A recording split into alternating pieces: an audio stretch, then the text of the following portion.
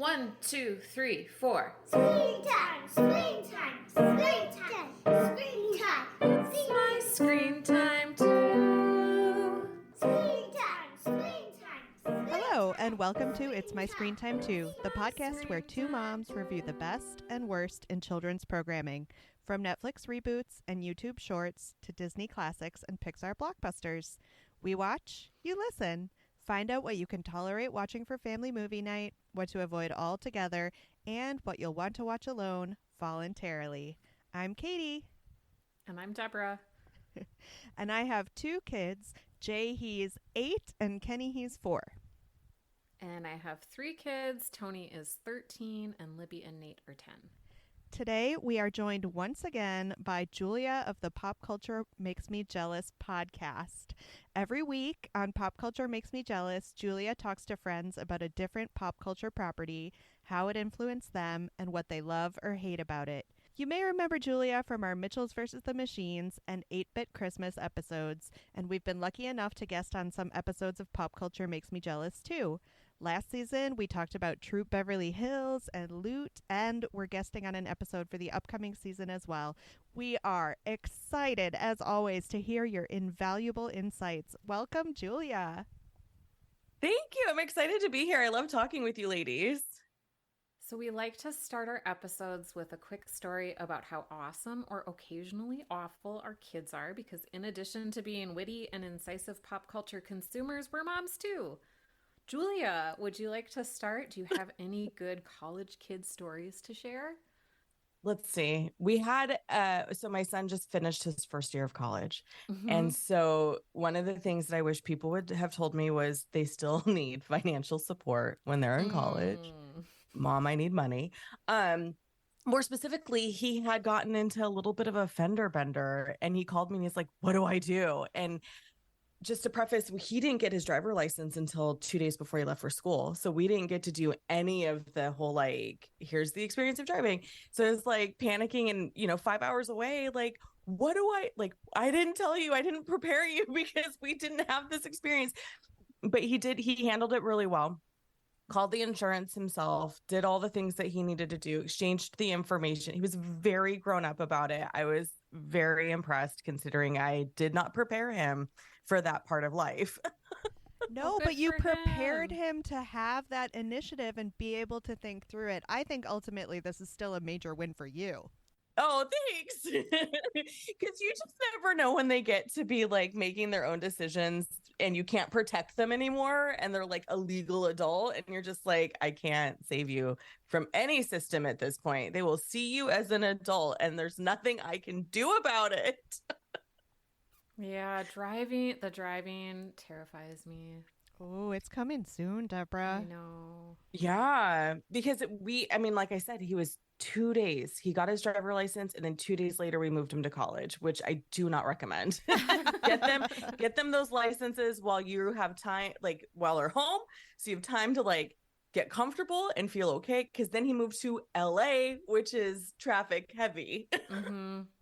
I had the funniest conversation with my husband the other day when he was trying to convince me to get a golf cart, which we live in Florida, so this happens a lot. And he said, I'm really concerned about Jay, our 8-year-old. Like, what's going to happen when he has to learn how to drive a car and he hasn't had any of that experience in a golf cart? And I said, I never drove a golf cart before I learned to drive a car. Where is this argument coming from? That's so funny. Yeah, I said no again. I'll let you know what happens next time. Spoiler alert, I'll still say no. Yeah. Deborah, do you have a good kid story? I think the last time we recorded, Katie, I was off to see llamas at the library, which is something like my Hennepin County library system is doing, like llama pop-ups this summer at different library locations. And my 10-year-old Libby just like wanted to be a llama farmer after we saw the llamas, like just didn't leave the side of one of the llamas. It was super adorable. And like I got so many pictures of Libby with the llamas. It was really cute. Oh my gosh, I know what her next Halloween costume is going to Yeah. be. Oh my gosh. Maybe I can be like the back end of it. You know how they have like Oh my gosh, yeah. two-person horse costumes. That's awesome. That's so cute. How about you, Katie? How about your kids? Well, Not driving golf carts. yeah, not driving golf carts. Last time we talked, we were about to embark on a family trip to Disney World, and it was our first in a long time. And I'm happy to report that my kids did pretty great on the whole for like a trip to Disney World when it's 100 degrees outside. But Jay, just the difference between the last time he was there, which was when he was 6, and this time he had just turned 8, like he really turned a corner on a lot of the quote unquote big rides at Disney World, which like Disney World doesn't really have big scary roller coasters, but previously he wouldn't even get on like Big Thunder Mountain. Oh, Mm-hmm. wow. And this time he did, and he was really excited about it, and I was super proud. That's a moment for you, though. Yeah, he actually got to experience some of my like old childhood favorites, and it wasn't in the context of pure terror on his part. Yeah. Well, let's talk screen time in the news. So, the movie we're reviewing today has been all over the news, reviews and think pieces. Personally, I've been trying to avoid them before we have this conversation, but we do want to turn our attention to the movie's director, Greta Gerwig, and her connection to a beloved piece of childhood IP. Today, we're discussing a July 11th article on Collider by Joe Hefner with the headline Narnia and Netflix Need Greta Gerwig, not the other way around. And this is a very appropriate article to discuss because we've talked about Gerwig's Little Women on Julia's Pop Culture Makes Me Jealous podcast. So the article was kind of like, is Greta Gerwig selling out by doing all of these IP projects? And the opinion of the writer is that no, she is on her way to becoming a big studio director, and this is what you do in the 2020s to become that big studio director. They talked about how her career progression has really mirrored like the greats like Steven Spielberg and George Lucas in terms of starting on indie films and working their way up to sort of medium budget, bigger budget, and now blockbuster budgets. And there was a quote that I liked towards the end of the article. If more directors like Gerwig were in charge of blockbusters, the industry wouldn't be in such a dire state. So I personally am looking forward to Gerwig's Narnia movies that are going to be produced by Netflix. It didn't say whether or not they'll be in theaters or just streaming, but I think it's a great pairing. What did you two think? Julia, are you a Narnia person? Are you excited to see this? I'm excited to see her interpretation because she's proven time and time again that she can handle all the stuff from our childhood that we loved so much. Like, I mean, she knocked it out of the ballpark with Little Women. Like, was there a better interpretation? We all loved the 94 version. She crushed it so hard with like a generation staring at her being like, don't you dare. Don't you dare ruin my childhood memories. And I think that she'll do a really good job with Narnia. I think that she's got the vision for it. And I think she's got the, not just vision, but also imagination. Yeah, I am so cautiously hopeful. Not because I think she would do a bad job. I think she would do a great job. And I was a total Narnia nerd growing up. Like, I loved those books. I've read them all so many times. I've watched even like the worst film productions of them. So I would be looking forward to having something that's like actually prestige-y. Not the last set of Disney movies. I don't know. That's a whole other conversation. But I will sadly be really surprised if this even gets made. I thought that Netflix had essentially decided to take a huge step back from pricey film efforts in it because they're trying to like become profitable outside of this constant subscriber growth model that they've been doing. It felt like a holdover from a time when we were just giving out tons of money to people to work on streaming platforms. So, long story short, I really hope it gets made. I don't know that I believe that it will. Yeah, I wonder if maybe Gerwig is exceptional here because she's such a big name director right now. Maybe they would cut other projects and still fund her. I don't know. I wouldn't be surprised either if they did do a theatrical release, so they could be a contender for awards, and that would probably help too with some of the profitability of it. Do we have any follow-up from our last episode, Deborah? I think we should just dive right in. All right, let's just dive right in. Guys, you've probably guessed it, but today's topic is Barbie.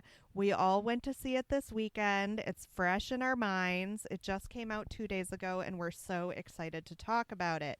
There have been a ton of these articles all around the internet, so I'm not going to take up too much time, but I wanted to do a really short history of Barbie and Barbie movies in particular. A lot of this you might already know. Barbie is based on Mattel's line of Barbie dolls, which they launched in 1959. Barbie was initially all about the fashion, but she has since held down almost every job that can be used to sell accessories to children. I was surprised to learn that there have been a whopping 16 CGI Barbie movies released between 2001 and 2010, with titles like Barbie and the Magic of Pegasus and Barbie and the Three Musketeers.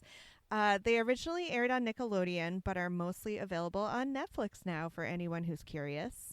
I have a feeling the tone is slightly different from the movie we're going to be discussing today, but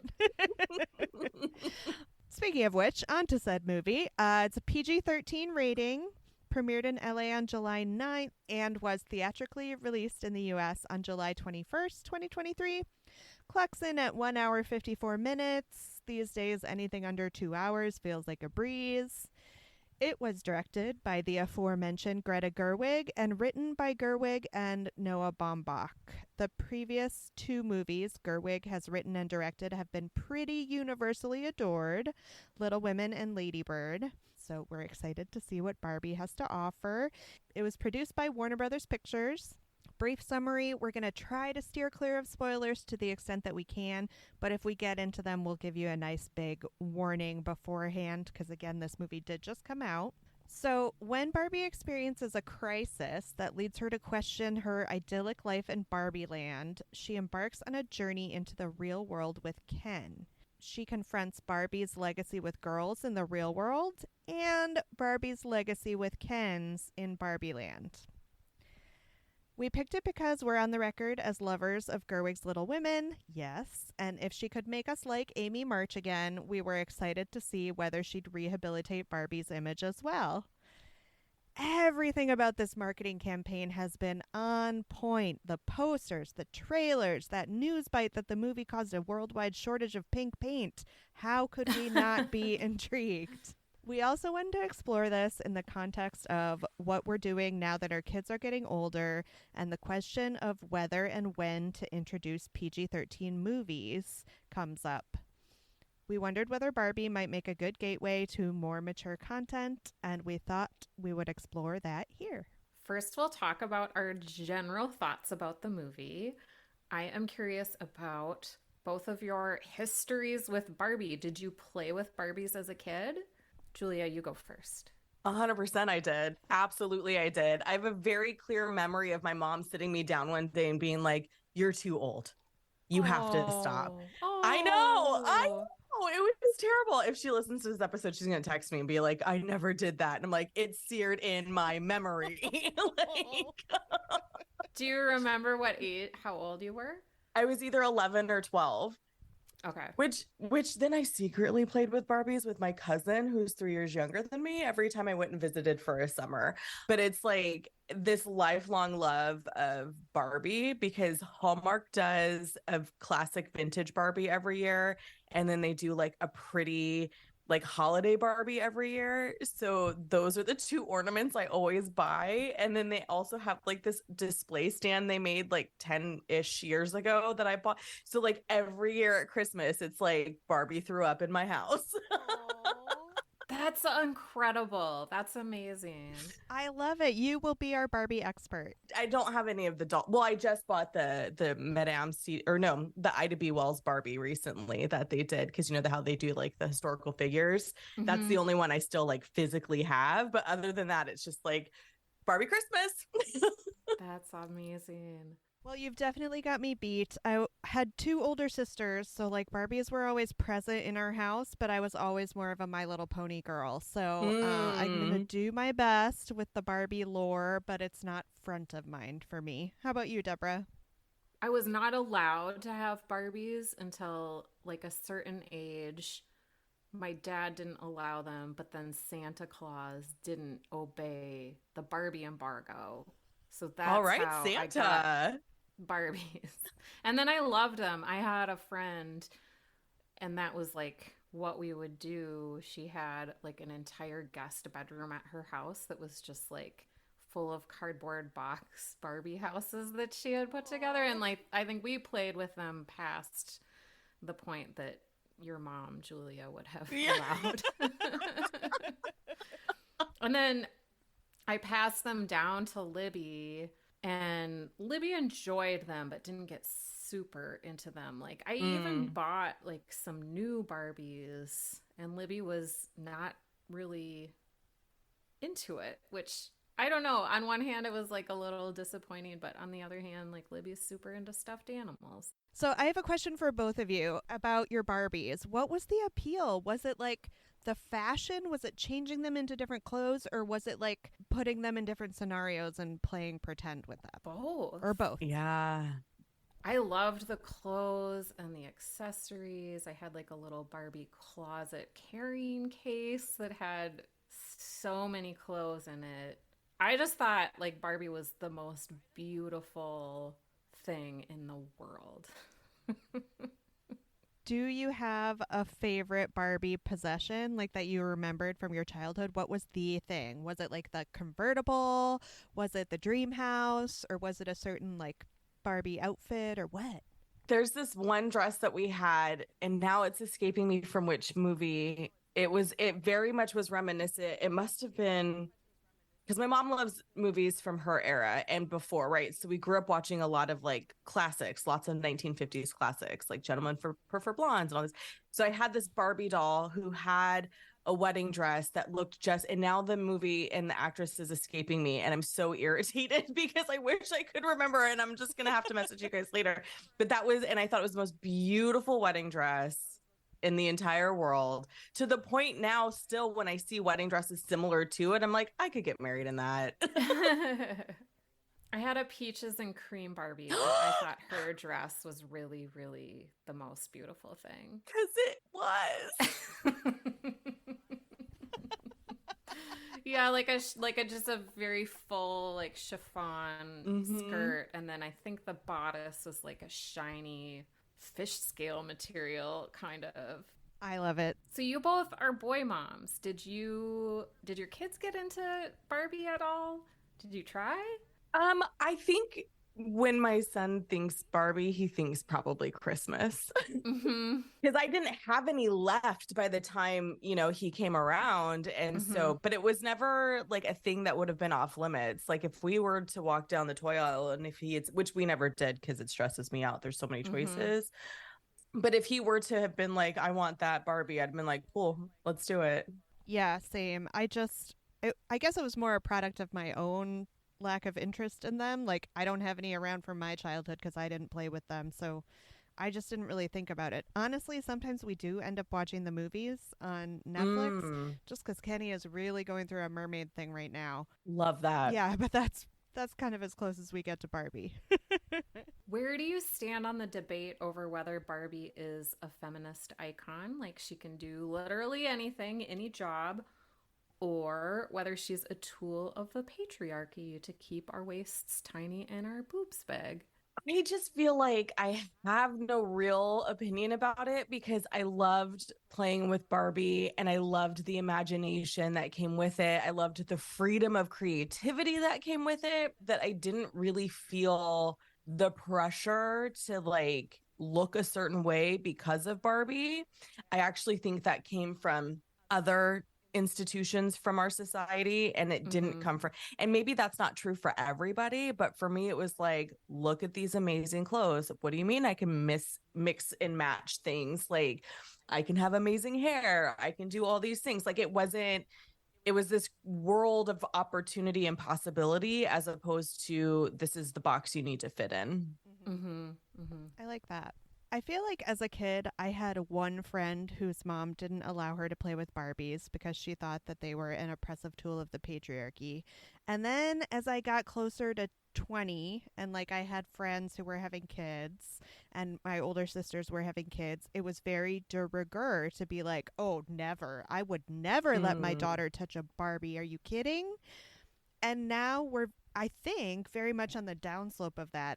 I just don't think it's part of the cultural conversation that we need to worry about separating our daughters from Barbie. There was a panic about it 15, 20 years ago, and I think it's done now. Yeah, especially because they've expanded so much of what Barbie is, right? Like now you have all of these. I do have a little bit of a quibble with Mattel because their C-suite is still lacking in diversity. So there is a conversation in the Black community about whether or not, like I said, I have the Ida B. Wells Barbie, whether or not that's just placating or like actually doing something for the culture.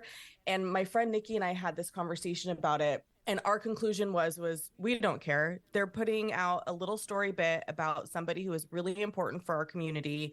And sure, they're making money off it. And then I think I read somewhere that some of the funds from those Barbies are being diverted back to supporting Black initiatives. I could be mistaken. It's been a while since we've covered Barbie on my show, so I might be mistaken, but that was kind of like their solution.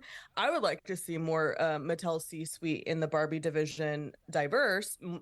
I mean, all women would be nice, women of various colors would be nice, but I think that they are really trying to be like, okay, like some kind of course correction of like the criticisms that existed when we were kids. Mm-hmm.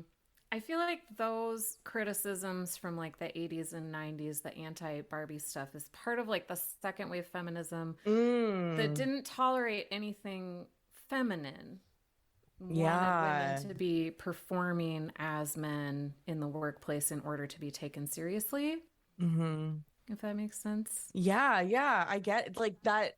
Yeah, I get where you're going with that. And I could see how that could be true. It is pretty interesting how when I think about in high school, right? Like people were so like, oh shit, right? And then, my best friend who I've known since high school and I are both we're both like, so did you see the new Barbie? What are we gonna do? When are we gonna see? Like we are so into it and we're unabashedly like pro Barbie at this point. But if you had talked to us 25 years ago, we would have been like, we don't like Barbie. What are you talking about? Yes, we do. Where do you want to beat up later? So did you like the whole concept and the plot of the film? I loved it. Y'all, I saw this movie 3 times.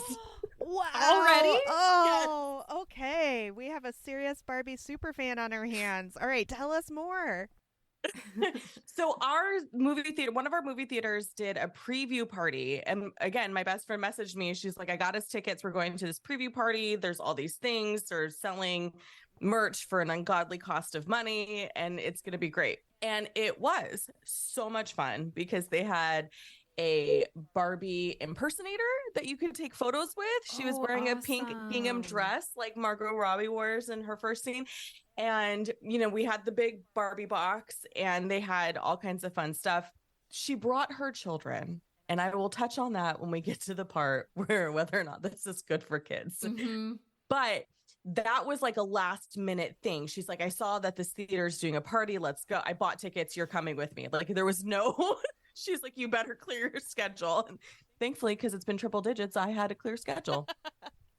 And then when Barbie tickets went on sale initially, like the very first day, I had purchased them for like a Thursday at 3:00 showing. So I've had that ticket for a month. And then another friend of mine was like, hey, do you want to see the Barbie movie? And I hadn't seen her in a couple weeks because of vacations and whatever. And I was like, yes, I'll buy us tickets. I have the points to get free tickets. So I then went back on a Friday and watched it with her. And I have to tell you, every single time, like, even though I had seen it by Friday, even though I had seen it twice at that point, it still felt like watching it for the first time. in a good way. Right. Like there was but I was more consciously aware of some of the subtleties and like the little things. And at that point I had identified some of the Easter eggs already. So it made it even more fun because the first time you're seeing it, you're just like, oh, this is a great movie. And then watching the credits, it's like, oh, there was a ton of Easter eggs in this movie, but I can't remember some of them now. So I'm excited. I'm coming back so I can figure out all the little things. And it was just, I mean, I'd go again. I told a friend an hour and a half away. I was like, girl, if you want to see this movie, I will drive the hour and a half and take you. Oh, I love it. How was your Barbenheimer experience, Katie? My Barbenheimer experience was great. I don't want to get too much into the Oppenheimer of it all, but we saw both on Friday, went to Oppenheimer first and then Barbie second. So some of my enjoyment of Barbie was probably like an overwhelming sense of relief that I just like wasn't confronted with the crushing weight of the horrors that mankind can commit. I think my reaction to Barbie is maybe a little bit more muted than yours, Julia, because I didn't have all that fondness for Barbie going into it. I loved the Barbie-ness of it. The overall arc of the plot was what ultimately left me a little bit unsatisfied. But that didn't keep me from enjoying the movie as it was happening. I think of it like this. I think of it as a series of vignettes and moments and scenes and shots. Loved it. So great, so much fun to watch. If I sit back and think about what the movie was about, that's when it's not like I'm angry about it. I just am not sure what to even say. Gotcha. Do you see it as more of an homage to the doll or a takedown? Definitely homage. Wouldn't you say homage? I think so. Yeah, I think so. I had a friend who saw it and kind of it was a great film. Also here are my issues. It's like, you're allowed to have issues. I recognize and understand that not everyone is me. But when I started kind of explaining some of the little nuggets to her, she was like, oh, okay. Oh, okay. Because they really did deep cuts of Barbie. Like, one of the things my friend had said to me was like, who is even Alan? And I was like, girl, you don't know who Alan is? Like, Alan is real. Like, that is a real Greta did not make that up. She's like, he had no purpose. And I was like, no. He has a purpose. It is so fantastic that they put Alan in the movie and he played the role that he played. Like, that is for the Barbie enthusiasts. Tell us more about that, because I don't think I know the significance of Alan. He's kind of like a counter Ken in a way.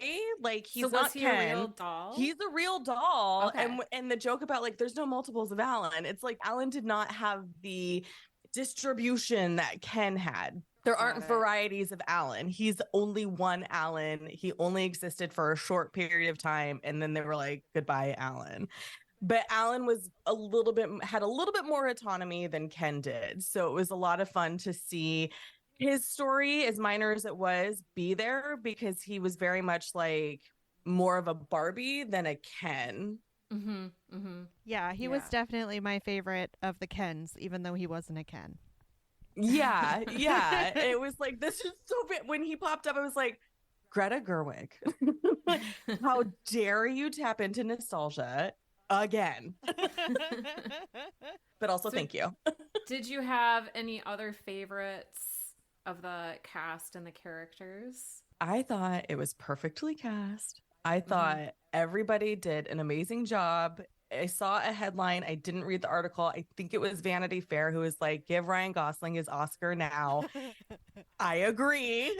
Because he was so into playing the role of Ken. Everybody, I think, was perfectly cast. My only quibble is I do wish there was a little bit more Issa Rae, considering how much they've been using her for the promo. Yeah. From all the promos, I thought she would have a bigger role. While her role is significant, it was a lot smaller than what I expected, considering how heavy she's been on the press tour. Agreed. Was she your favorite of the non-Barbie Barbies? Actually, probably, yeah. Because I just love her in general. If anybody listening has Netflix, Insecure is now on Netflix, all of the seasons. So I love Insecure. Happy binging, because it's a great show. Does that mean they took it off HBO? Wasn't it an HBO show? No, it's still it's Okay. still on HBO. They just part licensed it for Netflix for I don't know how long, but so yeah, I don't know how long. So go watch it. I also liked Hari Neff as Mm-hmm. Barbie, who's a actress that was on Transparent, and then Mm-hmm. Sharon Rooney was like the heavier set Barbie. I thought she was very good, and I loved that they had all kinds of different Barbies, and that they're all Mm-hmm. Barbie now, and Yeah. not like friends of Barbie. Instead of being me like, oh, this is chubby Barbie and this is darker skinned Barbie and this like Mm-hmm. they literally were just like Barbie, and Mm-hmm. that's the best part. I agree with you, Deborah. Thoughts on the overall look of the movie? It was like, holy buckets, you recreated dream houses. You like down to the ambulance, like the way the ambulance opens up and moves. I was like, my because we didn't have a ton of Barbie stuff. My cousin had Barbie everything. Mm-hmm. And so like everything that they brought on screen that functioned in the way that it functioned when you played with it, it was like, oh my God, did you guys sit around and play with Barbies for like 4 hours before you assigned the set? This is amazing. I think they probably did. Back when Katie and I were in library school, Katie, do you remember there was like a archivist job at Mattel, right? Mm. Yeah. That was like we all passed around via email. So like Mattel must have all of it. Oh, yeah. They made. have to. Yeah, I'm sure. And I didn't realize how Palm Springs-esque Barbie World was until Mm. they brought it to life on screen, because that opening shot where you see like them zooming in on her home and all the surrounding homes with the palm trees and like the mid-century sort of feel. Mm-hmm. Like I had a moment during one of the multiple viewings where it was like, I think this is where my obsession with mid-century comes from. Oh, sure. It's funny Yeah. that you say that, Julia, because I definitely noticed that they did not replicate the dream house that I had growing up, which Yeah. maybe was just like a product of the early 80s because it just looked like a suburban home. Which there's a really good, is it Architectural Digest dove in on the history of the dream houses, and it's Oh. really interesting. It's really interesting, even if you're not a Barbie enthusiast. I'm gonna say maybe, I don't know, but they talk about the progression of like how like when the dream houses went solely pink, and when they started sort of mixing architectural styles because that's what we were seeing in America. It was really interesting. If I find the link, it should be my viewed history. If I find a link, I'll send it to you guys. Thank you. That would be fascinating because that dream house, despite the fact that I didn't play with Barbies, was very important because it always made up a solid one wall of every fort I ever built in my childhood. Yeah. Nice. I love that. So That's I the remember best. what it looks like, and it was not represented in the movie. I'm looking at you, Yeah. Gerwig. She definitely leaned into the early retro style of Barbie, which I'm not mad at. Yeah, I mean, you have such a breadth of history. I'm sure you have to focus a little bit for sure. I also think she really captured the way that kids play with toys and how their imaginations just like effortlessly fill in the gaps because like there's I'm not going to spoil it, but Ryan Gosling's Ken gets really into horses. Yeah. And then there's a scene where some of the Kens are like riding, oh, what do you call like the horse head on a stick? Like a hobby horse? No. Yeah, like a toy horse. Yeah. And then they also, on their way to the Mojo Dojo Casa houses, do like a little gallop. Like they're pretending to ride horses. And I just thought that was perfect. I agree. Little imaginations just can automatically fill in the items that they don't have. I also really liked how the narrator of the movie, it was Helen Mirren, right? Yeah. Yes. Yeah. How she lampshaded some of that because there were some moments, like for instance, when Barbie like magically floats down from the second story of her house, where I could see people criticizing it, being like, oh yeah, Barbie's so perfect she doesn't even have to walk. But she cuts that right off and instead says, no, this is how people play with Barbies. They don't walk from room to room, they just get there. I liked that a lot. Yeah, they really did, I think about every single detail and again it goes to the clearly Greta Gerwig played with Barbies or had a friend who did, and then also clearly they played with Barbies for hours and hours and hours before writing this movie, because it really did feel like such a robust of like, here's everything that exists and here's an infinite of possibilities, and I loved that about it. Mm-hmm. That's a good segue into the writing. What did you all think of the script? I loved it. I thought she did a really good job. I thought the jokes were really funny. I thought the way Mm-hmm. she tied in everything, I thought the balance of funny with existential dread was perfect. I do kind of so I Noah Baumbach is her partner, and I do kind of hate that it's always like Greta Gerwig and Noah Baumbach, because I do feel like I just want you to own it on your own, because I don't want people to think that, and maybe Noah did have a heavy hand in it. I don't know. But being a woman in the industry that's still predominantly like men, like she's one of Mm-hmm. 8 women who's ever been directed for, or who's ever been nominated for a Oscar directing Oscar. Mm-hmm. Um, I think it gives people license to say like, oh, well, Noah probably did a lot of the work. But I think, having watched, excuse me, a million interviews with her from this press tour, she 100%, I think it's just Noah's on there just to be on there kind of situation. Because when you listen to her speak, and you listen to her speak about who her writing idols are in terms of screen, who are the director she looks up to, it's very clear in this film who she admires. Like, she really gets into Kubrick. Is it Mm. Kubrick? Yeah, that Yeah. first scene in the movie. And then she commented in an interview where there's several other scenes that were like an homage to Kubrick. And I was like, maybe I don't know Kubrick's work as well as I thought I did, because I missed it. But the way she got so into detail, and then when they were at either Pop Sugar, I think it was Pop Sugar, they were like, this Barbie is, and then listed off all these little details about them. And she loves German films and like all this other obscure film type of thing. And everyone's like, that's Greta. That's 100% Greta. So I feel like I want Greta to have the only writing credit and not have her husband attached. I don't know how that's going to make people feel, but that's how I feel. Yeah, I'm with you on that instinct. I agree. It would have been nice to see just her.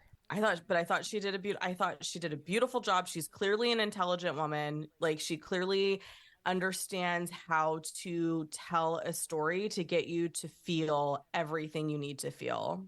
What did you think, Deborah? What about the music and choreography? No, I need to know what you think about the writing. Oh, I thought the script was great. I want to see it again because I think I'll catch more of the jokes. But I thought, like, surface level Barbie and Ken, like, the story was really enjoyable and entertaining. And then I thought, on a deeper depth level, like the existential questions and like, oh, the character of Gloria that America Ferrera plays, like the mom who comes up with like the, I don't want to spoil it. Anyway, Yeah. she was perfect. Perfect. I loved that. And then Will Ferrell as like the doofus Mattel executive and like his quips in the boardroom, so great. Yeah, I just, not to completely repeat what I've already said, but I love everything that you're talking about. I really enjoyed the movie. I just think at the end, when it came time to wrap it all up, Mm-hmm. that it just didn't happen in a satisfying way for me. Okay. Interesting. I was deeply satisfied.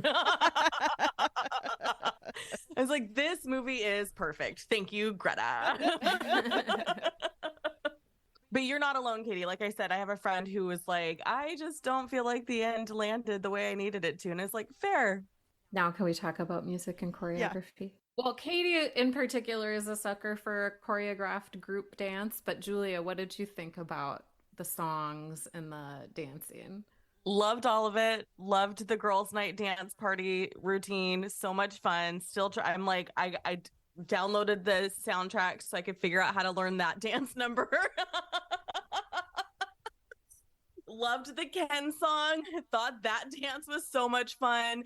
I was like, it felt to me like this is going to become iconic, like more so than the girls' night dance party, the Ken off, because it was so reminiscent to me of like old Hollywood and the way that they would sort of zoom into another like flashback or a dream what's ballet. the word I'm looking for? Thank you, a dream ballet. And I was like, this is amazing. Like the guys were dressed with like a Gene Kelly vibe to them, which I loved, and it was just like, again, another perfect scene. Well done, everybody.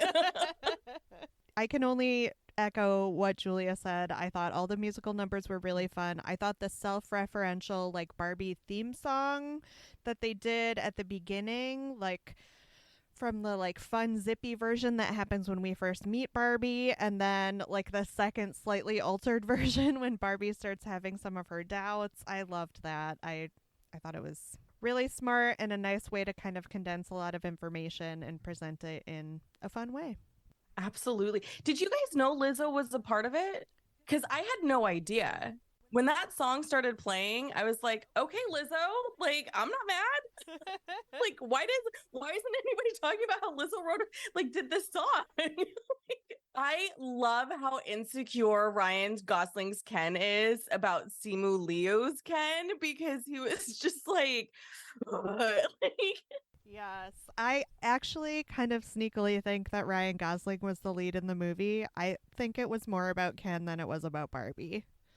I do too, a little bit. Like, there's a point where, like, I feel like there's a couple of different messages, which is like, one is like, hey, we got to dismantle the patriarchy one person at a time. And then two, like, Barbie can be Barbie. She can be she doesn't have to be all these preconceived things. And then also, Ken, you can be Ken. You don't need Barbie to be Ken. Like, those were kind of my takeaways. I don't know if the Ken thing was to placate, but it's so funny how many people are like, oh, this is an anti-man movie. And I was like, were you paying attention to the same movie I was? I think I've seen more headlines about Ryan Gosling than I have about anyone else associated with this movie. And his press tour stuff is kind of hysterical, because he really is like, there was one interview who's like, well, I'm bringing the Kenergy right now. Can't you tell? Like, he's just so into it. I'm glad that he got a chance to be funny. I don't think he's funny often enough. He was just so into it. I think it helped make the movie fun. Deborah, how much did you love Ryan Gosling in this movie? I loved him a lot. I really remember the Hey Girl memes? I really want to see like Ryan Gosling as Ken, Hey Girl memes now. I hope somebody's making those. Except his Ryan Gosling as Ken, Hey Girl memes will read more like Jack Handy quotes from Saturday Night Live. What did you think, Julia? Do you think there's anyone who could have played Ken better than Ryan Gosling did? Because people said he was too old. And that made me angry when people said that. One, two, there's no more perfect Ken. Like, he was so into being Ken. It's very clear that he's a girl dad in this role, in my opinion. Like, the way that he was just like, this is how you play Ken, was played by somebody who has played with Ken and Barbie before. like he was just so brilliant as Ken. And there's a headline, like I mentioned earlier, that was like, give Ryan his Oscar now. And I have to agree, because his performance was so much fun. Perfect. 10 out of 10. Perfect. Like, how dare you, internet, claim this man is too old? Agreed. I think, too, like, his age, to the extent that you were even conscious of it, helped to kind of emphasize the legacy of Barbie, and that this is the relationship that Barbie and Ken have had forever. And regardless of the fact that they're all ageless and perfect, like, it's been going on for a long time, and you could see how it would wear on the poor guy. There was a brief period in the teens where they did make Barbie and Ken split up, and we were not happy about that, but they're back together now. Everything's fine. Oh, good. That's a relief. So let's talk about the PG-13 of it all. I personally had to give a little vocabulary lesson to my 10-year-olds at the end of the movie. So the history of the PG-13 rating is that the Motion Picture Association of America rating system we know today was introduced in 1968 to replace the infamous Hays Code, though the initial categories were slightly different from 1972 to 84. The ratings were G for general audiences, PG, parental guidance suggested, whereas in some material may not be suitable for children, R for restricted, and those under 17 must be accompanied by an adult, and X, no one under 17 admitted. The violence and gore in two Spielberg films were cited as reasons for the birth of the PG-13 rating, Gremlins and Indiana Jones and the Temple of Doom. And there is some confusion as to whether 1984's The Flamingo Kid or Red Dawn was the first movie to get a PG rating. Do you two remember your first PG-13 movie? And do you remember how old you were when you saw it? Yeah, it's called The Good Son, starring Elijah Wood and Macaulay Culkin. And I was way too young to see that movie. There's I was a at lot my of aunt's. murder. I was at my aunt's house. Okay, and it's fine. Julie can stay in here and watch this. My cousin's 3 years younger than I am. So if I was way too young, my cousin was way, way too young. And I think it pretty much scarred me for life when it comes to like certain types of films, because not only is there a lot of murder in that movie, there's a lot of psychological messing up in that movie too. Like I just can't even look at the poster. Wow, I can see, like, as a parent in the days of like our parents not thinking too deeply about what media we consumed, being like, sure, it's the Home Alone kid, of course. Well, I was at my aunt's house for the summer, so like there was no rules at auntie's house. Okay, my parents had a hard, fast, no PG-13 until you're 13, no R until you're 17 rule, with few exceptions, because like Deborah noted, a lot of movies in the 80s didn't really have that designation of 13, but it definitely was like. At one point in the film, she don't tell your mother I let you watch this movie. And then me laying in bed at night thinking I am terrified to go to bed. I can't fall asleep. No. This is so bad. Deborah, do you remember your first PG-13? So are the Star Wars movies PG-13? I think the newer ones are PG-13. Yeah, so those would be the first ones that my kids saw, but I don't remember the first PG-13 movie that I saw as a child. No recollection. I think I benefited in that sense from having two older siblings. So like the movies were just going on in the basement, and like my parents didn't really monitor all that much. So I definitely have a distinct memory of seeing Dirty Dancing before I really knew what Dirty Dancing was. But now it's a fun memory because obviously I love that movie. Do you remember, Julia, what the first PG-13 movie you shared with your son was? So this is where it gets kind of great, because I've been watching Ferris Bueller's Day Off, which I think technically it was PG up until recently. I think they reassigned it as PG-13. But my DVD of it from when I bought it, when they started releasing DVDs, says PG on the cover. And so we've been watching that. That's our Thanksgiving morning tradition before the parade. But in the theater, I can confidently say it was a Marvel movie, but I can't remember which one. Whatever one came out in 2012. Because I remember being irritated because I was like, my kid wants to see this movie and it's PG-13. I'm so annoyed. Or maybe it was 2014, whatever one came out in 2014. And having that programming for my parents of no PG-13 until you're 13, I was like, this is frustrating. And then a friend of mine saw it and she's like, it's like superhero PG-13. You're fine. Which I feel like that's its own designation, right? Like PG-13 superhero movies versus PG-13 non-superhero movies are kind of different. Yeah, like, because it's cartoonish violence where they drop one F-bomb, right? Like, that's what makes it a PG-13 movie. Yeah, if that even. Like, I was watching The Summer I Turned Pretty the other day, and there was a lot more F-bombs in this season than in season 1, and I was shocked.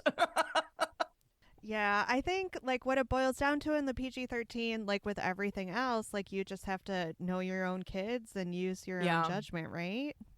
Yeah. Julia, what movie or TV show for grown-ups does this compare to? I know this question is kind of weird because it feels like Barbie is half for grown-ups, but Hmm. maybe did it remind you of any like kind of more R-rated properties? You know what? And maybe this is me being like so blinded by the pink, but like it didn't. I was like, this is it. This is the gold standard for adult content for women that are of our generation. I love your enthusiasm so much. Deborah, how about you? Did it remind you of anything? I was trying to think of shows that had like rips in the space time or time space Oh, continuum. mm-hmm. And I thought of like Wizard of Oz, kind of like going to a technicolor space from a drab Mm-hmm. space where Barbie kind of does the opposite. But I think I just compared something else to Wizard of Oz. And then I was like, Back to the Future. I don't know, Everything Everywhere All at Once. Mm. It's tough to compare this because it's just so stand alone on a pedestal of Barbie love. It's hard to compare it. I think after seeing Oppenheimer, I had biopics on the brain. And I was kind Mm. of thinking about the idea that like the man plays second fiddle and knows it and is for the most part okay with it. I mean, aside from Ken's whole journey, the beginning of the movie, he very much knows his place, okay? And then I thought of the Ruth Bader Ginsburg movie on the basis of Mm. sex, Mm-hmm. Oh, that's a good one. where Yeah. Yeah. despite the Army Hammer of it all, it is Yeah. clear that her husband knows that like she's the special one in this relationship, and he just kind of devotes himself to supporting her. And I thought that was a really inspiring choice when I watched that movie. And that was way before the general public knew that Army Hammer was a creep. Yeah. Mm-hmm. It Yeah. was when we were still trying to make Army Hammer happen. Speaking of people we would not cast in our gritty HBO reboot, was there anyone that you would like to cast to play a Barbie or a Ken or another version of Barbie and Ken? I was thinking of who could play an aged Barbie Mm. well, and I thought Julia Roberts. Oh. Yeah. Wouldn't she be a great Barbie? Yeah. And then I've been watching Hijack on Apple with Idris Elba, and I think he would play a really great dignified Ken. I know Ken isn't supposed to be dignified in this film, but he could pull it off. I like that. How about you, Julia? I again struggled with that question because it's like I felt like they picked everybody perfectly. If you wanted to make Barbie dark, then just pull it from the cast of Euphoria. Ooh, yeah. All right, I like that. I'll take that. I went kind of the same direction Deborah did, and I was thinking about Barbie aging in the real world. And obviously, the actress that I would like to see tackle Barbie would be Jennifer Coolidge. Oh, yeah. Love that idea.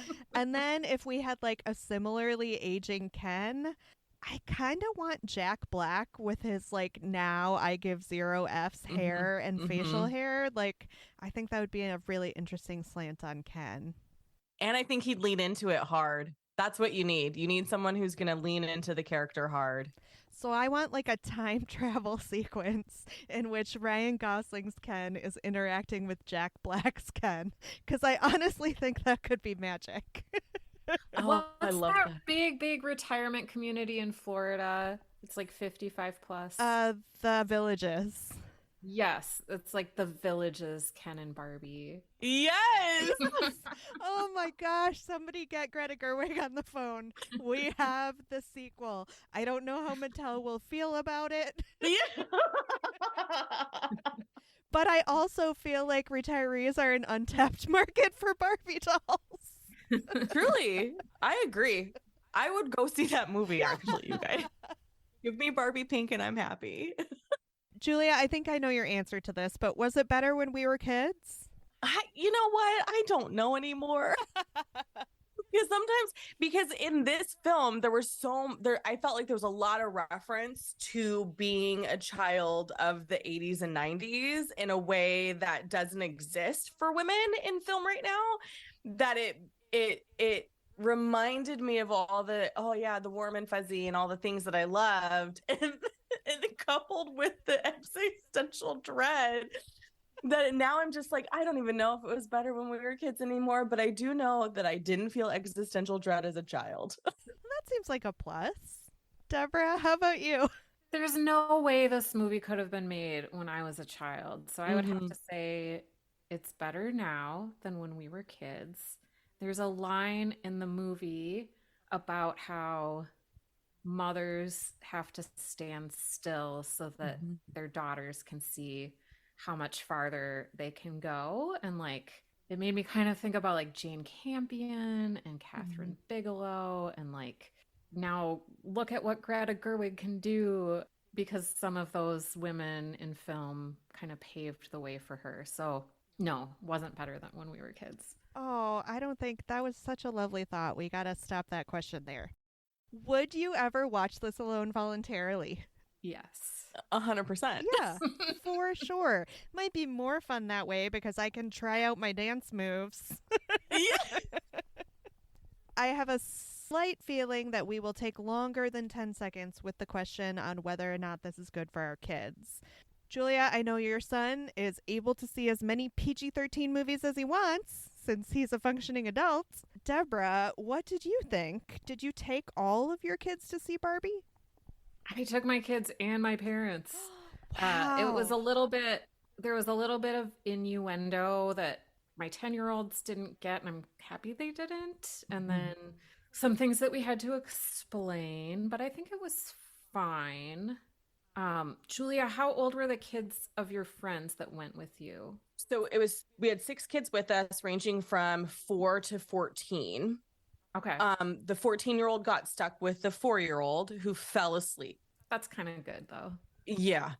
She was cute, but and then all the other kids were bored during the movie. They were like chattering with each other. And these are kids that we've been taking to the movies since they could sit still, right? Like since they could sit. So like they know the movie structure. They are very good at like understanding the concept of a movie in a movie theater. They were bored. They were so bored.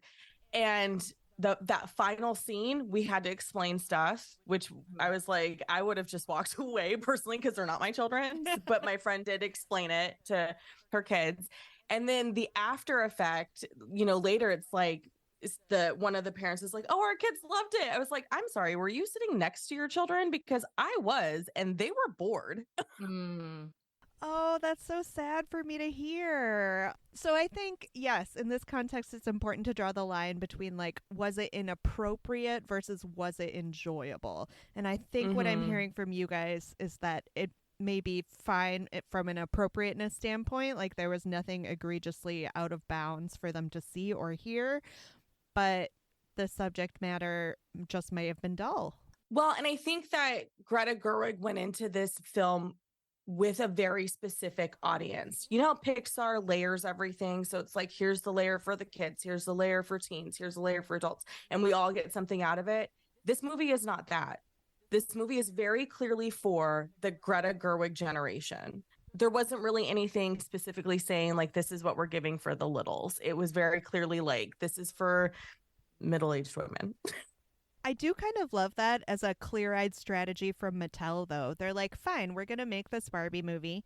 We're going to make it for middle-aged women, and it's not going to make children want to buy Barbies. It's going to make their moms want to buy them more Barbies.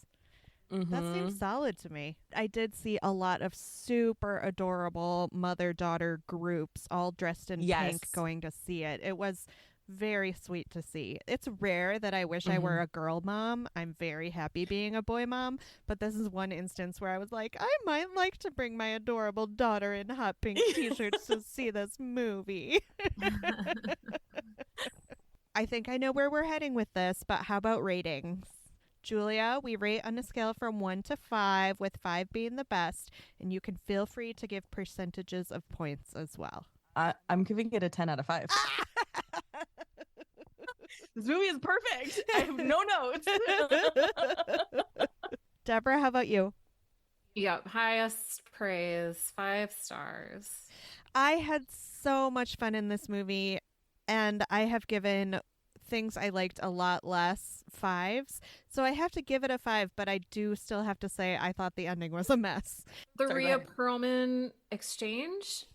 No, it was even before that. I mean, it included okay. that a little bit, but it was also like the kind of take back of Barbie Land, how they wrapped all that up. Did you want Ken to get more than one seat on the Supreme Court? Yes, so very small spoiler. I just wanted the solution to be more cooperative and less like, oh, the Barbies take everything back. And like, Sure. that's just where we'll end it. All right, I know we could sit and talk about our Barbie thoughts forever, but we did kind of run a little long. Is there anything else that we want to say before we wrap it up? I do want to say that I think this is a movie that brings one of those really fun solo/collective experiences, because every single showing I went to, everybody in the theater was into the movie. Everybody was laughing, everybody was crying, everybody was cheering. And to me, that makes the movie going experience so special, because we're all having our individual experience with the film, but we're all sharing in that experience together. And it's just so wonderful when that can happen, because it doesn't really feel like we're getting a lot of movies where that can happen anymore. Yeah, I love the communal enjoyment of a film. Yes, listeners, if you get a chance to see this while it's in the theaters, please do so. Oh, and Greta Gerwig is poised to be the first female director with an opening of $100 million, because they are projecting that Barbie will earn $100 million in opening weekend. That's awesome. That's amazing. Thank you for listening to this episode of It's My Screen Time Too. Thank you again to Julia for joining us today. Julia, where can your listeners find you and Pop Culture Makes Me Jealous? You can find Pop Culture Makes Me Jealous wherever you listen to podcasts. There's no shortage of me on the internet. Good, bad, or indifferent. And you can find us on Instagram. Either you can find me, the Julia Washington, THE Julia Washington, or Pop Culture Makes Me Jealous. Thank you. And if you enjoyed our show today, please share it with someone you think might enjoy it too. Leave us a review on Apple Podcasts or your favorite podcast platform. And you can find us on Facebook, Instagram, and Twitter at MyScreenTime2, or send an email to myscreentime2@gmail.com. You can go to our website and subscribe to our newsletter, myscreentime2.com.